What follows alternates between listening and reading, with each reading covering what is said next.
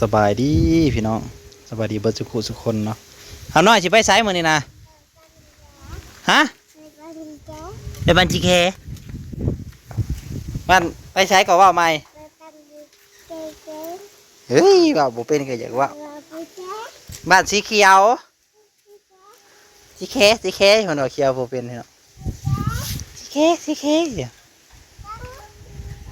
ตานี่แล้วบ่ขึ้นทางใดลาดสีเขียวทางใดสิน่ะทางไหนเปิดหัวแล้วบ่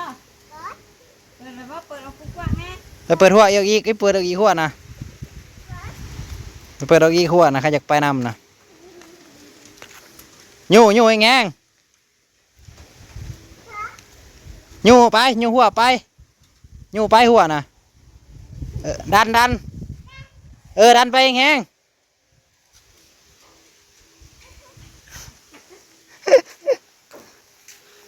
ฮีมาอยู่ทางนี้อยู่แงงอีกแงงอีกยังบวิดอยู่อีก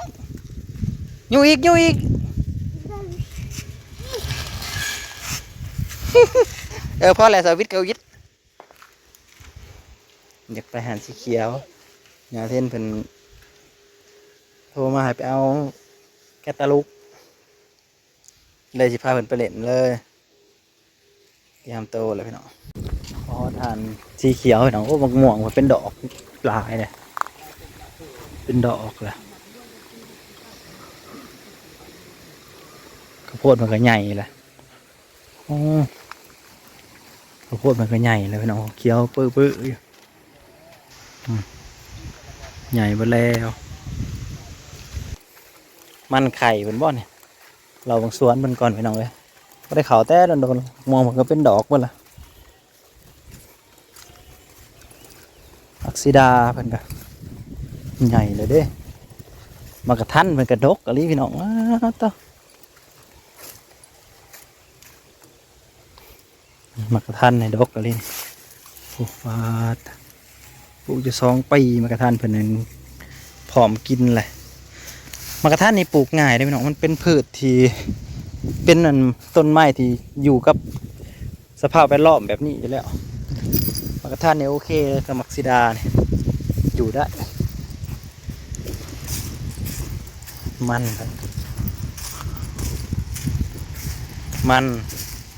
ข้าวโพดมันจะเริ่มใหญ่แล้ว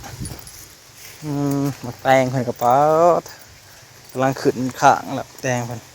ของเราผัดงามเด้ถ้าปลูกแตงแต่ว่าก็จะสีดยาคุมแมงไหม้ไว้เอาผัดบุได้สีดมันก็เลยนะข้าวโพดเพิ่นพี่น้องลงเอละสุด2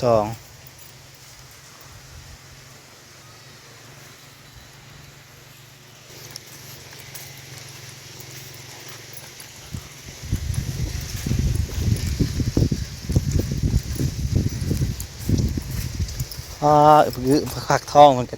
ผุ่มใหญ่อะไรงามกับงามฟักทอง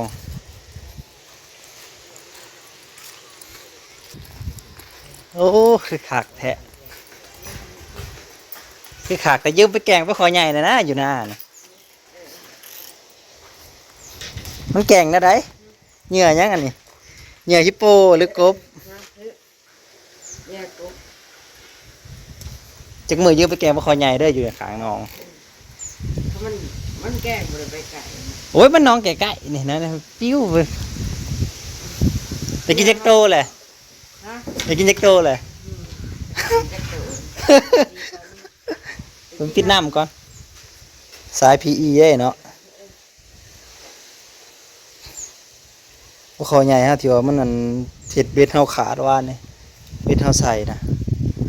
ก็ไปถึงว่านี่บริย่างอะไรเรียบร้อยโลดอะไรกันเบ็ดเขาหิดกันเนาะได้บ่ได้ก็ไปหิดเป็ดอันนี้สาย PE นี่ทนกันนั่น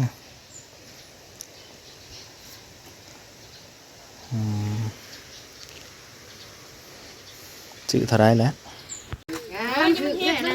อย่างไพ่เอามาให้ชื่อเลยอะไรอย่างวะไพ่ปลาคิดป้ายังเลย เอ้าเขาเห็นอะไรเอาเราไปใส่แสงนีออนกับใส่เสียง อืม มาจอดในนี้ได้ขายไป4 พอดีเบิดเลย โลเท่าใด 50,000 80 บาท ถ้าแม่นมันอันนั้นมันก็สิมีขี้อยู่แต่ห้ามอย่าเล่นมันสิเพื่อน แต่ว่าเฮาน่ะบ่ต้องใส่ซะว่าขัวเลยใช่ไหม น้ำอยาเล่นนะ เมื่อเลยก็โคเลยแล้วเจ้า อืม แซ่บ มันตุ้ยๆบ่แห้งอยู่ มันเนาะ มันบ่แห้งล่ะ แล้วใจนี่อยากกินหด แม่น ทอดนี่ไอ้ดีแล้ว เฮาน่ะกินเบิดได้เฮาบ่ได้ถอดได้ หน้าแมวเช่นก็มี จะไว้เฮิงมันสิบ่ได้แล้วเพราะว่ามันสิ เดี๋ยวนี้มันอึดแล้ว มันบ่มีมันใหญ่ไปน้องใหญ่เลยเดียว อืม พี่นานาไปหาอยู่ ป นา ลา ตาเนาะ เขาเจ้าคืนเขาเจ้ามีน้องใหญ่บ่เขาจะต่อนี่ได้ข้างๆน้องบ่ น้องเราอยู่ อืมน้องเราไม่มีมันมีป่าหญ้าน่ะเด้หญ้าหนุกเขาน่ะเด้เนาะ แม่น มันอยู่ตามหญ้าป่าหญ้าหนุกเขาน่ะหลาย น้อยเอ้ยเล่นกับน้องเลยลูก เนี่ยนกเขาน้องปูรังเด้อ อีน้อย ม่วนได้ไปเหยียบเอากับม่วน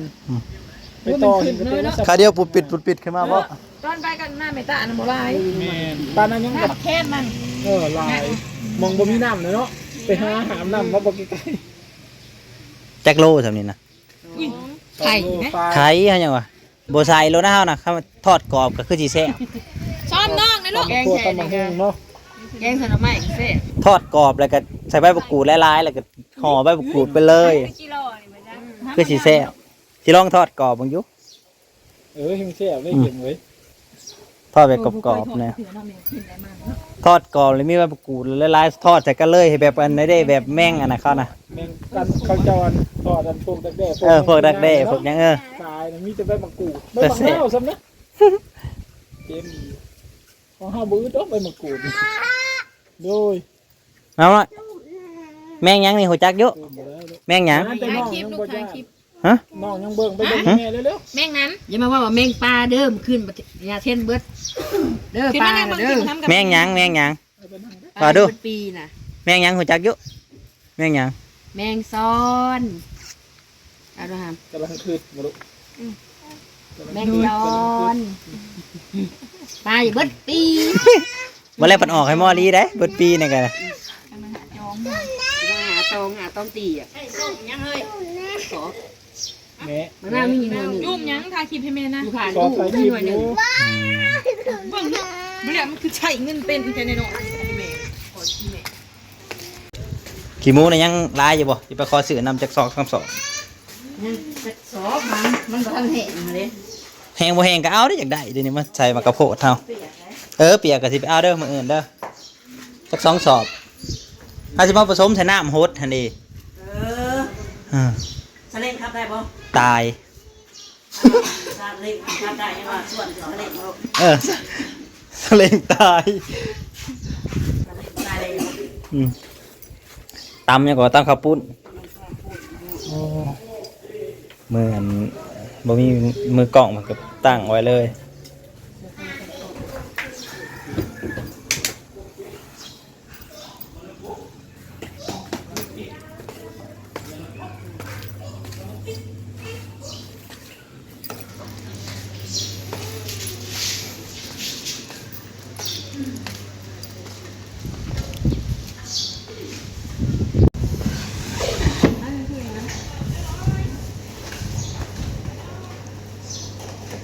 เอาหยังฮะน้อย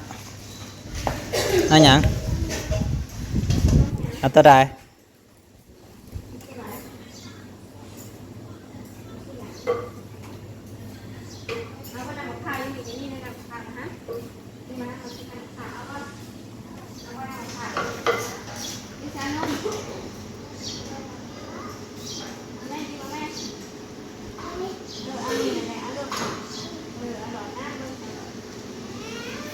เพิ่นมากินน้ำมะพร้าว เนี่ยเพิ่นมักเพิ่นเอาไว้มากิน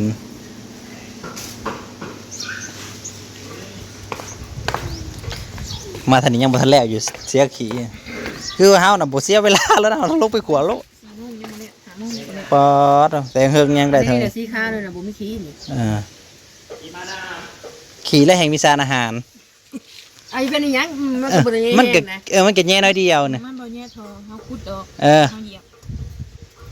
อันนี้มันยามกลางคืนมาแบบวันนี้ เขาก็ไม่ได้บัดนี้มันตายโลดบ่หรือว่ามาแช่หยังวะ เอ้าตอนเก็บมันก็จะเป็นเหมือนแล้วก็มันต้มน้ำลวก อ๋อให้แม่ป้าไปขามคืนก็เห็นบ่มีขี้ ลายเป็นอะไรนี่เนาะ โอ้ยอย่ามันกระปุดปิดขึ้นมาแล้วแหละ พระเจ้าเหนือเด้ มันก็บางแล้วขั้นตอนนี้นะแต่ว่าเขาได้ขายคูปีได้โพดขายอยู่คูปี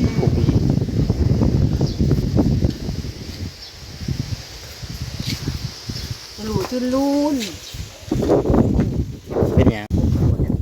กินบ่ บ่อยแม่ไผตามน่ะ จะได้มันมีนี่บ่ โอ้ย ไปยังไง ไอ้เรื่องบ่งเองมันบ่พอประเดก เฮ้ย แซ่บอยู่ พ่อโพดประแดกนะแม่น่ะบ่ฮู้ไปตามหัวแม่น่ะว่าจะนอนนั่นก้มกันดมผัวอยู่ แม่น อุ้ยอีแม่เอ้ย นั่งก้มดมผัวอยู่หน้าข้างกำแพงน่ะ โอ้ยอาจักโลกอันนี้นะ โอ้บ่ห้องมันก็บ่ห้องคือจะบ่เงินอะไร เดี๋ยว สบายดีพี่น้อง จะกว่าแนวมากกว่าสิ ก่อนจะดำจะเผาเพื่อก็ต้องบอกก่อน ผู้หอมแต่ โอ้ย มันคิดว่า อย่าบอกว่าได้เจอมือกินพุ่นน่ะ กินก็บ่หายอายก็บ่ อยู่พุ่นบ่มีติ บ่มีเลยจ้ะ จ้าอยู่พุ่นบ่มีแม่ แต่เก่าคือเอาแต่ผลมาเถอะ แต่เก่าตัวคือเอาพุ่นมาบ่ย ไปแล้วไปหอมไผ่ดองเบิ่ง มันยังพี่เมื่อ หมูแดงหน่อยขึ้นเลยจังให้บวงแล้ว พอเมียลูกชายแล้วไปหอมกันไผ่ เขา ด ก็ อง จะบ เบิ่ อก ง หัก แม่อันนี้แม่อันนี้ ว่าเยอะ แดน ไปหอมอยู่อธิบายเลย กินมา เกี่ยว โอ้เรามากับลูกไส้หล่าเราแพ้ลูกไส้หล่าแล้วอลี หักไปสิรายงานก็สิดอกดอง คิดภาพ นี่ ออ ว่าก ร้าน เลย ก็ เว้ บ่ ย แม่นเด้อลูกบ่แม่นได้เฮือนเด้ บ่แม่นร้านบ่แม่นบ่แม่นร้านบ่แม่น ให้ขู่จะแซนนะ บ่พ่อก็ได้เฮือนไป ไข่ยังอยู่ เกลือเหลือกี่ มาแม่น้อยกดตักแตนน่ะกินไก่ไม่ได้น้อย อาจารย์นะบนจะหน่อยนะคุณท่ามบ่แล้ว มันขมแม่พากันจองนี่ มันแก่แล้วมันต้มได้ มันเป็นพี่เชิญมันก้มนะพี่ มันนั่น เวลาก้มน้ำไปไหล มาจากนี่แหละ รสชาติมันนั่นเป็นไง บ้าน แม่ ต่อกันใหม่ แม่คนน่ะ ทำไม คน ทำไม ละลาย กัน เล เยอะ ยเข้ามาหาชม ยังไงมานั่ง บ้านเขาจะปิ้งอ่ะเอ้เขาเจ้า